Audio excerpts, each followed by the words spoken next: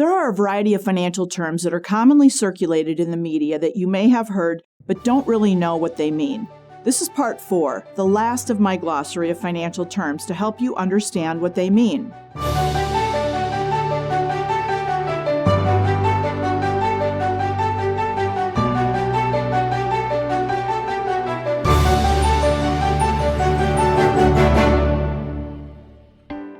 Sales charge, an amount charged for sale of some fund shares, usually those sold by brokers or other sales professionals. By regulation, a mutual fund sales charge may not exceed 8.5% of an investment purchase. The charge may vary depending on the amount invested and the fund chosen. A sales charge or load is reflected in the ask or offering price. Systematic investment plan, a service option that allows investors to buy mutual fund shares on a regular schedule, usually through bank account deductions.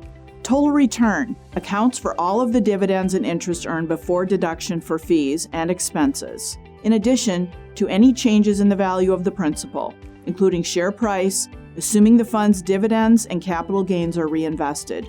Often, this percentage is presented in a specified period of time, 1, 5, 10 years, and/or life of the fund. Also a method of calculating an investment's return that takes share price changes and dividends into account. Volatility, the amount and frequency with which an investment fluctuates in value.